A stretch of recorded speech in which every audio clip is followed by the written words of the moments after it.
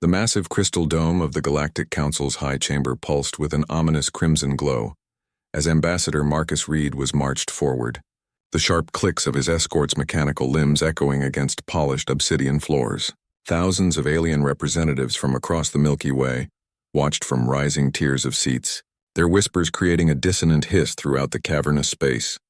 Species 7731C, designation human, stand before the Council for classification review, announced the Grand Arbiter, a towering figure whose translucent skin revealed swirling galaxies beneath. The observation period has concluded. Marcus straightened his diplomatic uniform, painfully aware he was the sole human in a chamber filled with beings who had secretly studied Earth for decades. The 7 primary counselors, each representing the most advanced civilizations in the galaxy, loomed on elevated platforms, their expressions unreadable. For 50 cycles, we've monitored your kind, continued the Arbiter. Today we determine humanity's classification and fate. A holographic display materialized showing Earth rotating slowly. Data streams encircled the planet, military capabilities, technological advancement rates, resource consumption, genetic markers, and behavioral patterns. Humans remain unaware that all spacefaring species are categorized by threat assessment, explained the Arbiter. Green classifications integrate freely into the Galactic Accord. Yellow classifications receive limited technological exchange under supervision. Orange classifications are quarantined until evolutionary stabilization. The Arbiter paused, multifaceted eyes focusing on Marcus. Red classifications are deemed existential threats to galactic stability and are managed accordingly. Marcus felt ice in his veins as understanding dawned. This wasn't first contact as humanity had imagined. This was a trial, with Earth's future hanging in the balance. Ambassador, purred Counselor Vex, whose serpentine body coiled around her platform, your species mastered atomic energy, then immediately weaponized it. You've developed artificial intelligence despite experiencing no evolutionary pressure requiring it. Your entertainment glorifies conflict. Your history is written in blood. With respect, Marcus countered, voice steady despite his racing heart. You've studied us without context. Humanity's greatest achievements arose from overcoming our darkest impulses. A convenient narrative, dismissed Counselor Thal, a being comprised of interlocking geometric shapes constantly reconfiguring themselves. Our predictive models indicate a 78.3% probability that unrestricted human expansion leads to interspecies conflict within 3 generations. The holographic Earth suddenly flared red. The Council's preliminary assessment categorizes humanity as a red classification species, announced the Arbiter solemnly. Protocol dictates immediate quarantine and control measures. Marcus stepped forward, ignoring the warning gestures from his guards. I request the right of challenge under Section 17 of the Galactic Accord. A shocked murmur rippled through the chamber.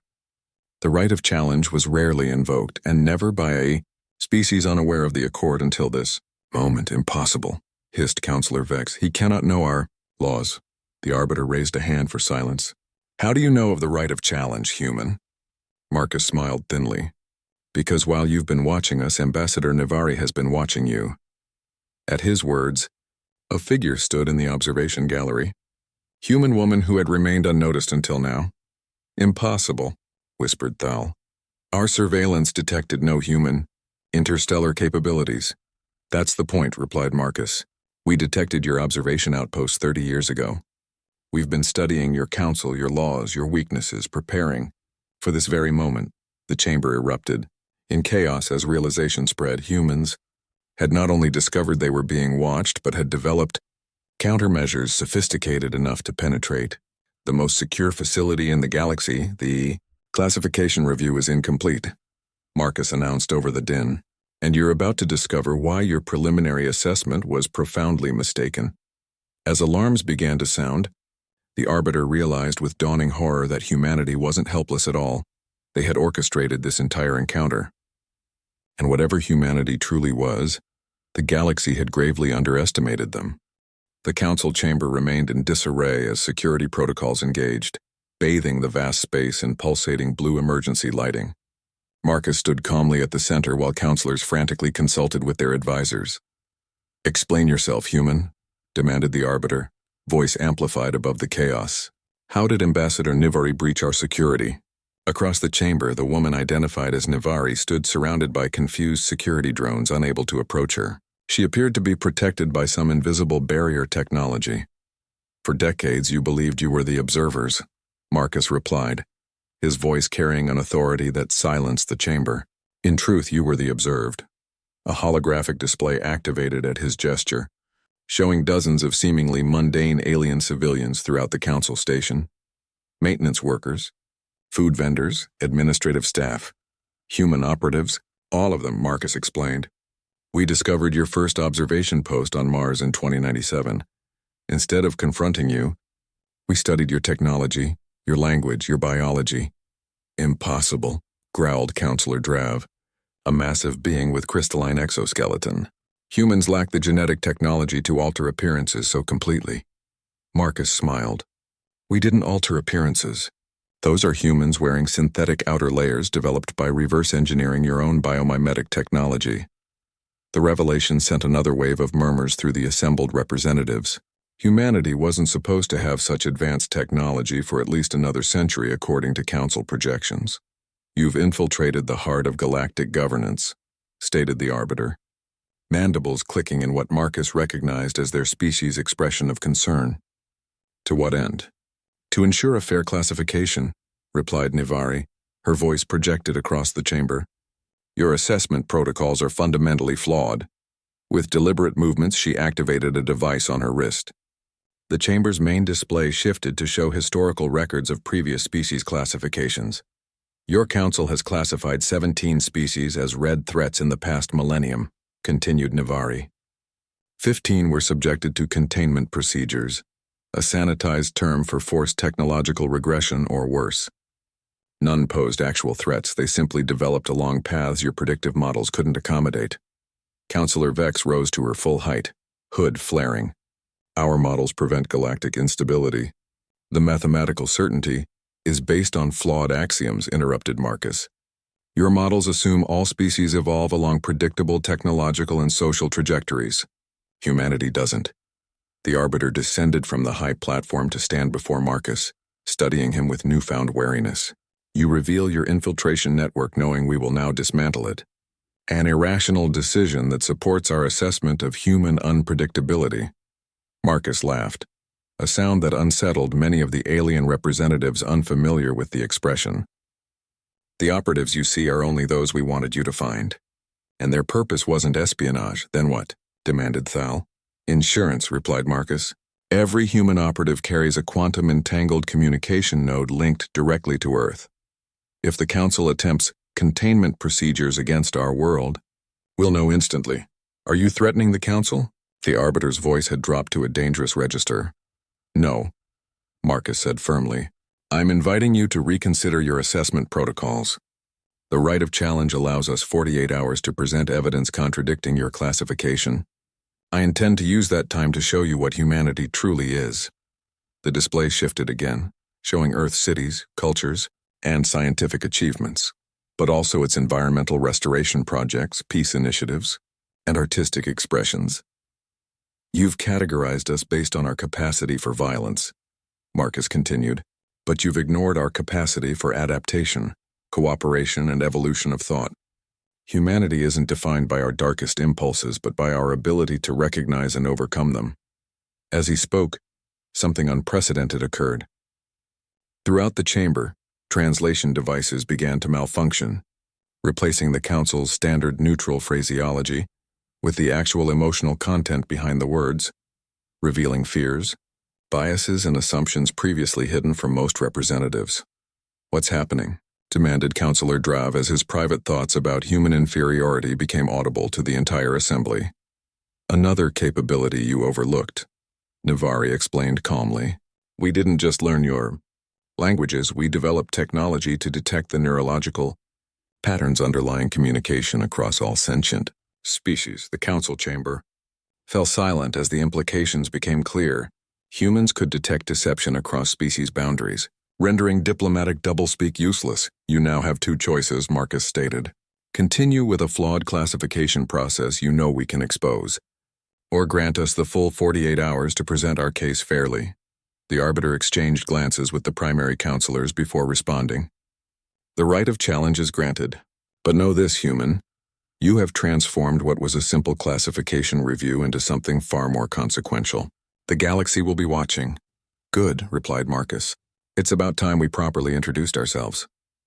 The grand observatory of the council station hummed with tense energy as representatives from over 300 worlds gathered for the unprecedented open hearing.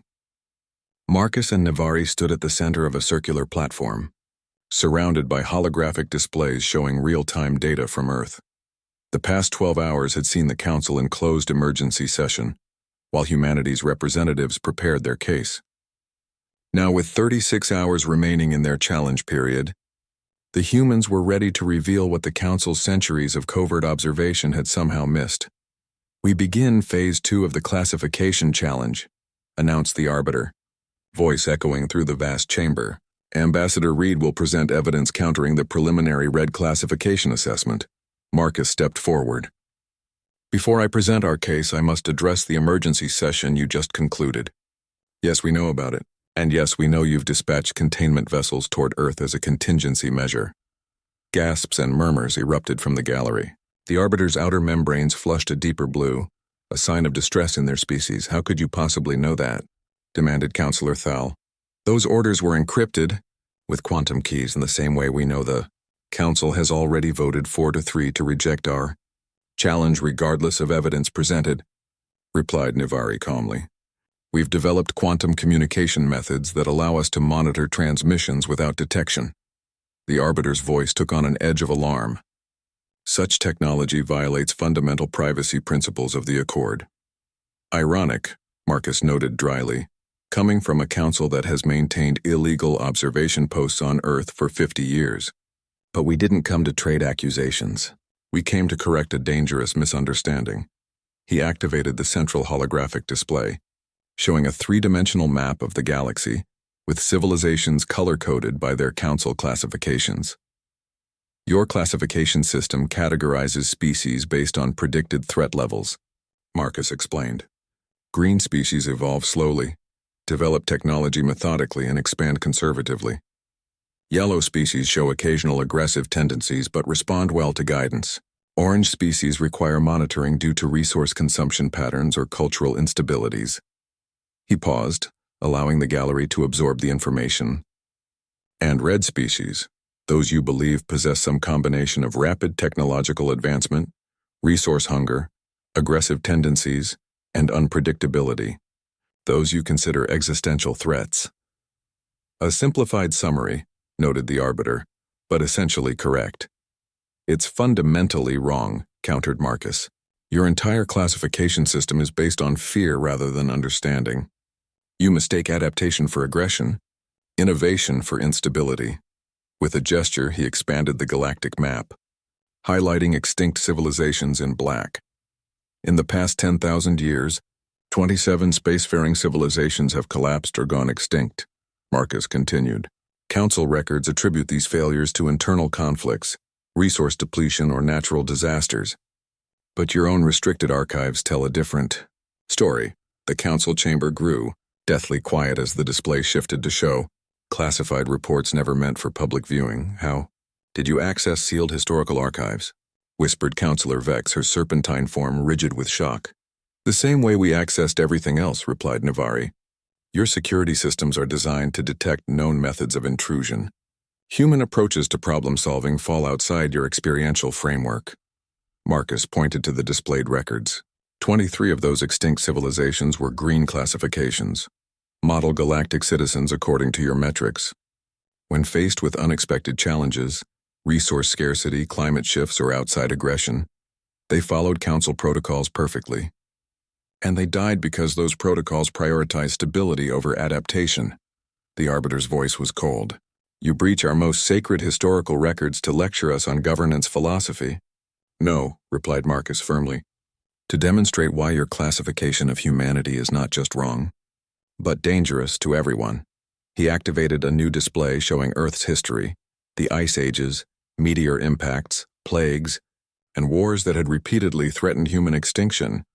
Humanity doesn't develop technology linearly like your green species. We advance in surges driven by necessity and crisis. What you interpret as aggression is actually adaptation under pressure. What you see as dangerous unpredictability is our greatest strength. Nivari stepped forward. We've survived multiple extinction-level events not because we're inherently superior, but because stress makes us innovative. We don't develop technology according to predetermined patterns. We create what we need when we need it. The display shifted again, showing humanity's rapid technological acceleration over the past 2 centuries. Your observation protocols missed something crucial, continued Marcus. The Council classified humanity as a potential red threat because we developed nuclear weapons immediately after discovering atomic energy. What you failed to note was that we haven't used those weapons in war since their creation, despite hundreds of conflicts where they might have provided military advantage. Self-preservation, dismissed Councillor Drav, not moral restraint. Then explain this, countered Nivari. Changing the display to show Earth's climate restoration projects, international cooperation initiatives, and declining military budgets as a percentage of global spending over the past 50 years. Humanity isn't perfect. We struggle with our darker impulses like any sentient species. But unlike your green classifications, we recognize those impulses and develop social and technological systems to counter them. As Marcus spoke, alerts suddenly flashed throughout the chamber. Council security protocols activated, locking down communication systems. What's happening? Demanded the Arbiter. A senior security officer rushed to the Council platform.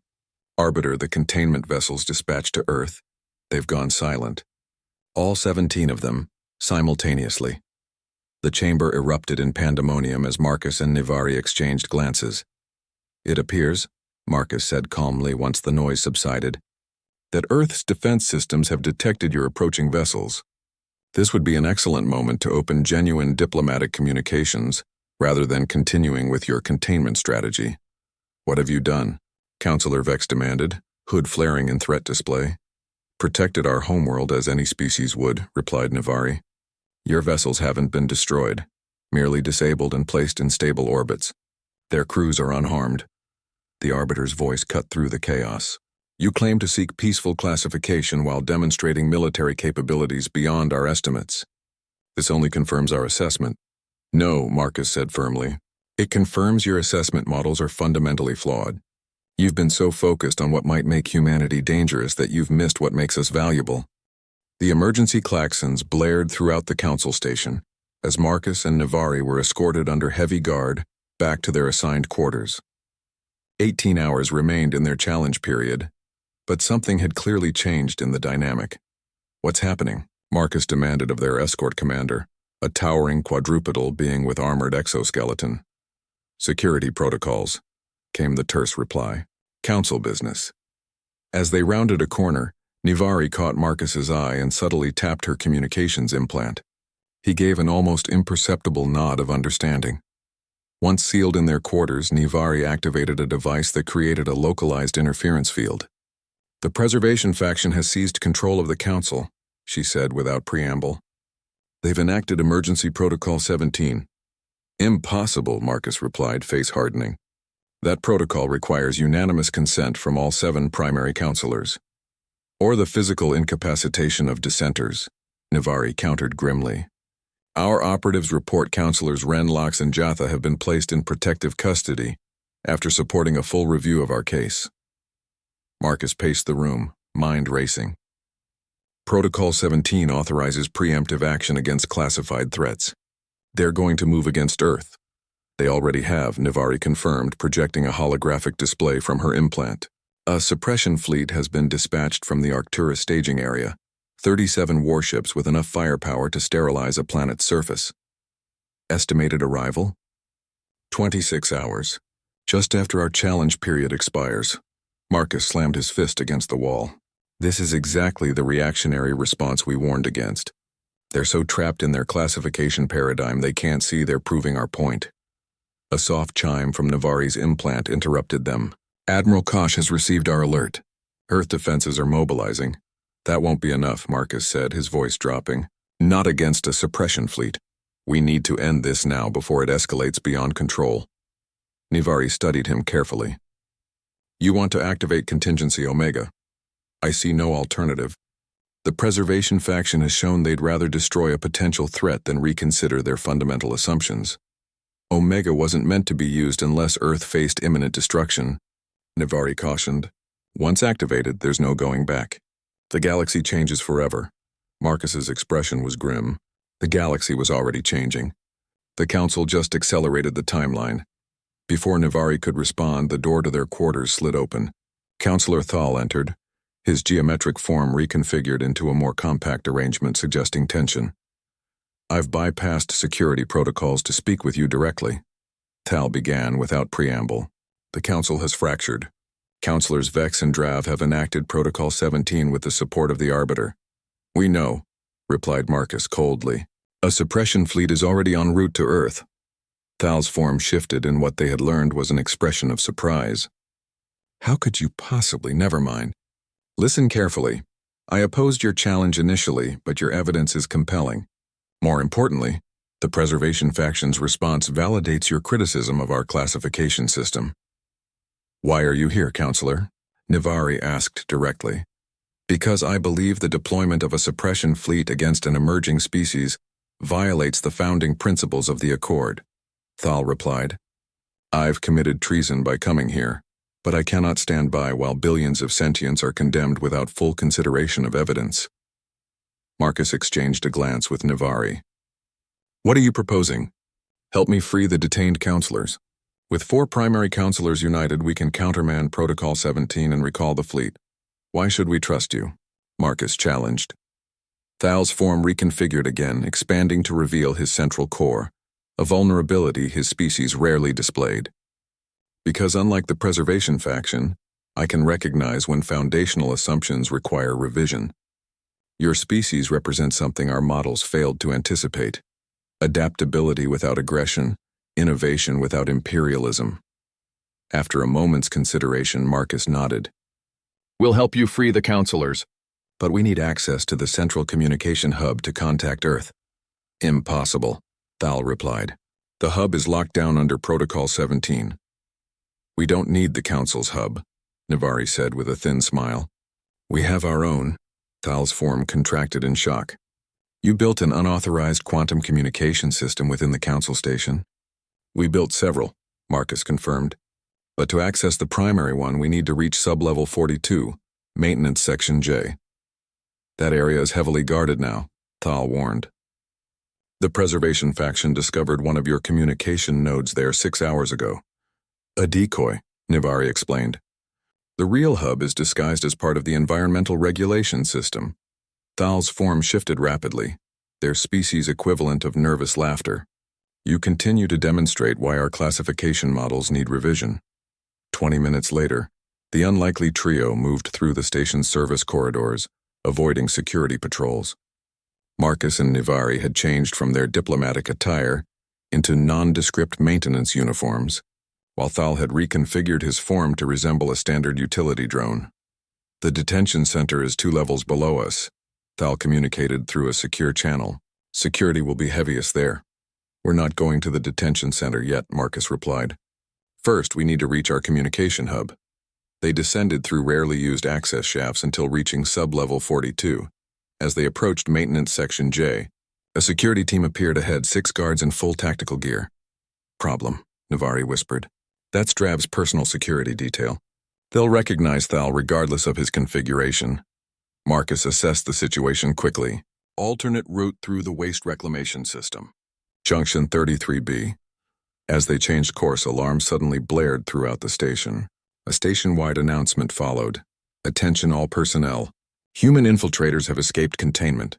Maximum security protocols engaged. All non-security personnel return to quarters immediately. We're out of time, Navari said tensely. They're initiating a station-wide lockdown. They reached a maintenance panel and Marcus quickly removed the cover. Thal, can you interface with the station systems to delay the lockdown? Temporarily, the counselor replied, extending a connection filament from his form into the panel. But doing so will reveal my involvement. Already past that point, Marcus noted grimly. Buy us 5 minutes. As Thal worked, Navari extracted a small device from her uniform and handed it to Marcus. Quantum entanglement communicator. Direct line to Admiral Kosh. Marcus activated the device. Admiral, this is Reed. Confirmation code Echo 7 Tango 0. Initiate contingency Omega. Authorization Gamma Prime 6. Understood, Ambassador, came the immediate reply. Omega protocols activated. Stand by for effect. Thal disconnected from the panel, form vibrating with alarm. What have you done? 1 month after what galactic historians would later call the Revelation Crisis, the reformed council chamber bore little resemblance to its former configuration. Gone were the hierarchical platforms that had physically elevated the primary councilors above representatives. In their place stood a circular arrangement where all species delegates participated as equals. Marcus and Nivari sat with Earth's newly expanded diplomatic delegation, which now included specialists in various disciplines from human colonies throughout Sol and neighboring systems. Across the chamber, representatives from over 400 worlds participated in the most significant restructuring of galactic governance in 12,000 years. The Classification Reform Committee will now present its final recommendations, announced Arbiter Lox, who had replaced the previous arbiter after the faction conflict was resolved. Councillor Thal floated to the center of the chamber, his geometric form now incorporating elements symbolizing change and growth and artistic choice, reflecting his personal evolution after extensive review of classification protocols spanning our entire history. Thal began, this committee unanimously recommends the dissolution of the traditional threat-based classification system in favor of the adaptive diversity framework proposed by humanity. Murmur spread through the assembly as the recommendation was simultaneously translated into over 2,000 languages. The evidence is incontrovertible, continued Thal. Our previous system, while well-intentioned, systematically punished innovation and adaptation, the very qualities most essential for long-term species survival. The main display activated, showing comparative analysis of civilizational outcomes over millennia. Species categorized as potential threats often developed the very solutions needed when the galaxy faced unexpected challenges. By attempting to control or contain them, we inadvertently weakened our collective resilience. Marcus leaned toward Nivari. He's actually doing it. I half expected them to revert to type once the immediate crisis passed. Self-preservation is a powerful motivator, Nivari replied quietly. The preservation faction's actions demonstrated the fatal flaws in their own system too clearly to ignore. Thal continued his presentation. The proposed adaptive diversity framework evaluates species on contribution potential rather than perceived threat level. It recognizes that different evolutionary paths produce different strengths, and that galactic stability depends on diversity of approach rather than uniformity of development. As Thal spoke, Admiral Kosh entered the chamber accompanied by a delegation of human military officers. Their presence, previously unthinkable in the council chamber, symbolized the new transparency between human defense forces and council security operations. The framework categorizes species by adaptive specialization, explained. Some excel at environmental adaptation, others at technological innovation, cultural resilience, or diplomatic integration. No single path is privileged above others. The display shifted to show simulated crisis scenarios under both systems. Our predictive models, revised with human analytical assistance, indicate the new framework increases collective survival probability by 62% when facing novel threats. From the gallery, Councillor Vex, demoted from primary status but still representing her species, raised her serpentine form. This committee seems eager to dismantle 12 millennia of established order, based on models provided by the very species that coerced us into this position. How convenient for them. A tense silence fell over the chamber. The question represented lingering resistance from traditionalist factions, still uncomfortable with humanity's methods during the crisis. To everyone's surprise, it was Councillor Drav, previously Vex's strongest ally in the preservation faction, who responded. I shared your concerns, Councillor, Drav acknowledged, his crystalline exoskeleton reflecting light in measured patterns, which is why I personally led the independent verification team that tested these models against historical data. The display changed to show Drav's findings. Human analytical frameworks predicted historical outcomes with 83% greater accuracy than our traditional models. When applied retroactively to extinct civilizations, the adaptive framework identified intervention points that might have prevented their collapse. Drav turned to face the full assembly. My species has always valued stability above all. I initially viewed humanity as the greatest threat to that stability in generations. I was wrong. The greatest threat was our unwillingness to recognize the flaws in our own systems. The chamber remained silent as Drav's words, unprecedented from a traditionally conservative counselor, resonated throughout the assembly. Arbiter Lox broke the silence. We will now proceed to final voting on the classification reform proposal. As the voting commenced, Marcus received a priority communication from Earth. Admiral Kosh moved to join him and Navari in their delegation pod. Confirmation from Deep Space Monitoring. Kosh reported quietly. The anomaly has accelerated. Estimated arrival in this galaxy is now 7 years, not 20 as previously calculated. Marcus's expression remained neutral, though his pulse quickened. The Council doesn't need that information yet.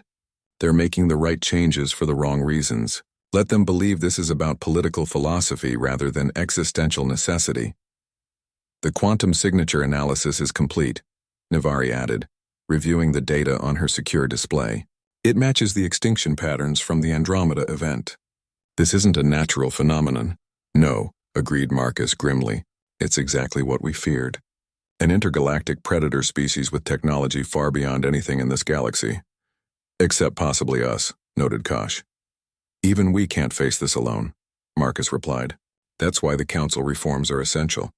We need every species in this galaxy developing along their own evolutionary paths, creating a diversity of approaches and technologies.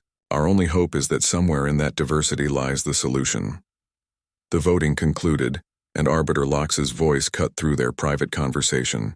By overwhelming majority, the Galactic Council approves the dissolution of the classification system and adoption of the Adaptive Diversity Framework, effective immediately. Cheers and expressions of approval, each species in their own cultural manner, filled the chamber. Thousands of years of entrenched policy had been overturned in a single moment of collective realization. As the celebration continued, Counselor Thal approached the human delegation. A historic moment, he observed, form shifting into patterns representing satisfaction and optimism. Though I suspect humanity's interest in classification reform has deeper motivations than mere philosophical disagreement with our methods. Marcus met Thal's perceptive gaze steadily. Every decision has multiple layers, Counselor. Our immediate concern was preventing the unjust containment of our species. Our long-term goals align with the Council's foundational purpose, ensuring the survival and prosperity of all sentient life. Yet you maintain certain information restrictions, Thal noted. Your quantum communication networks, your deep space monitoring systems, these remain outside Council oversight. Trust is built in stages, replied Navari diplomatically. The Council is evolving rapidly, but some revelations require proper context and preparation. Thal's form shifted in what they now recognized as thoughtful consideration. There is something coming, isn't there? Something beyond the concerns you've shared publicly. Instead of answering directly, Marcus gestured toward the celebration continuing throughout the chamber. Look around you, Counselor. For 12,000 years, the Council maintained rigid hierarchies and classifications, resistant to fundamental change despite evidence of systemic failure. In 1 month, that entire structure has been peacefully reformed, with species formerly deemed threats now contributing as equals. An impressive achievement, acknowledged Thal. But you haven't answered my question. The answer is all around you, Marcus replied. The galaxy is changing because it needs to change. Whether driven by philosophical enlightenment or pragmatic necessity doesn't matter, as long as the outcome serves all our interests.